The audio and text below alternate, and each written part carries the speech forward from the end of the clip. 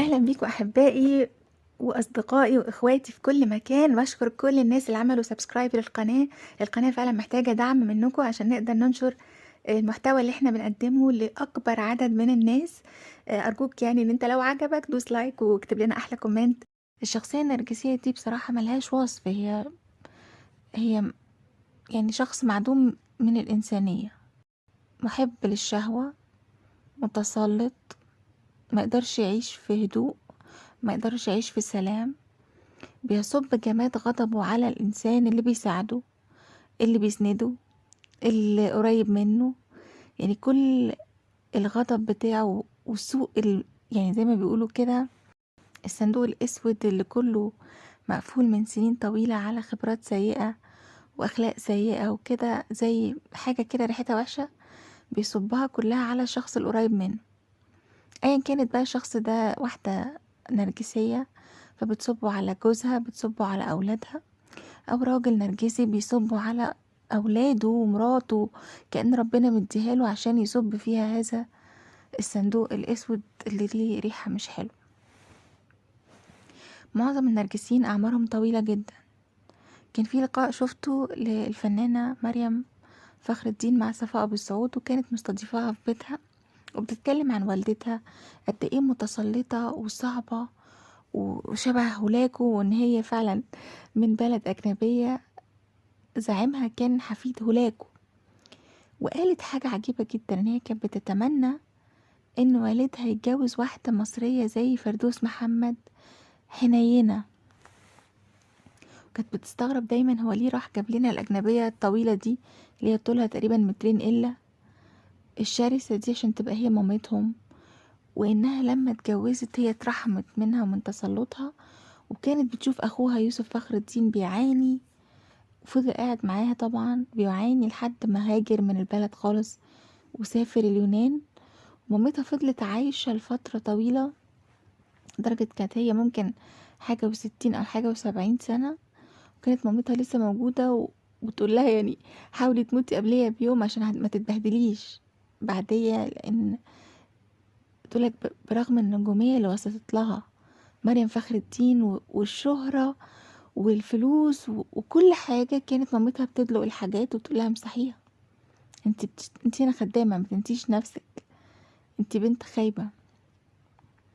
لدرجة حتى ما كانوش بينتهوها باسم مثلا مريم او كده، بتقول لها البنت ماما، البنت يعني الصغيرة دي اللي عاملة فيها ماما. كان عندها ولد وبنت. أعمارهم طويلة جدا لحد حاجة و90 سنة بتستمر.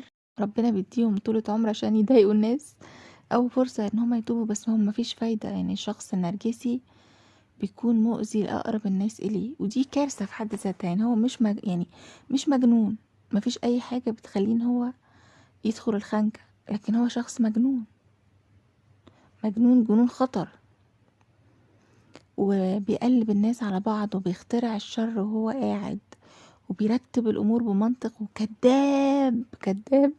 يعني كذابين فعلا، مش ممكن كمية الكذب دي. وبعدين تبقى انت حاضر الموقف وتسمعها مثلا بتتكلم تتعاطف معاها. مرة أنا ضحكت بصراحة، كنت بتعامل مع شخصية نرجسية، وكان الموقف أنا شايفاه وشفت قد إيه هي غلطت وقد إيه كانت تصرف صعب ما يتعملش. فهي جاية بتحكي لي فأنا ساكتة وبتاع، لقيتها بتقوله بطريقة، فانفعل بيه بطريقة لدرجة إن أنا تعاطفت معاها وقلت إحنا وحشين؟ طب إزاي؟ لا، ليهم طريقة شيطانية شيطانية. ما بالك أنا كنت حاضرة الموقف وتعاطفت معاها من طريقتها. لو حد مش حاضر الموقف وبيعمل اعتبارات لان هي شكلها ضعيف، او ممكن يكون راجل كبير في السن او ست غلبة، يعني ليهم واجهة كده بيرسموها بالحرف وباليوم، وكل حاجة مرسومة، كل شيء مدروس فعلا. يعني انت مش ممكن تلاقي انسان زي ده راسم لنفسه صورة بصراحة ملاش علاقة بالواقع. كمية الكذب والصدمة لدرجة التدين، مثلا ممكن تلاقي شخص متدين جدا وهو من جواه حقير وسافل. مين هيعرف؟ أسرته اللي جوه. اللي هو بيرهبهم ان هم ما يطلعوش المعلومات دي بره، وهو مع الناس بره يا ادب والاخلاق والذوق والتضحية والكرم، وهو اصلا بخيل وانسان مش كويس وحقير فعلا بمعنى الكلمة. لكن هتقولي مين؟ ما هي الصورة المرسومة بدقة وبعناية، وطول ما هو قاعد مكرس وقته ان هو يشتم في الناس اللي يعرفهم، او تشتم في صاحباتها، او تشتم في بنتها. في امهات بتغير من بنتها، بتغير من بنتها، يعني تبقى حاطة كده انت فاكرة نفسك ايه؟ معقولة انت تبقي حاجة؟ ده انا ما كنتش مثلا وصلتش للمرتب ده، معقولة انت توصلي للمرتب؟ الاب النرجسي بيعتبر ان ابنه ده خدام. يعني ايه هيسيبه ويمشي؟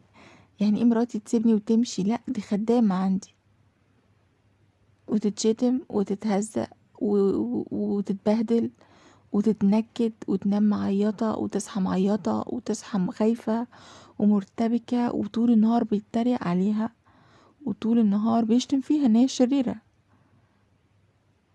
لكن مفيش اي حتة، مفيش اي مخرج.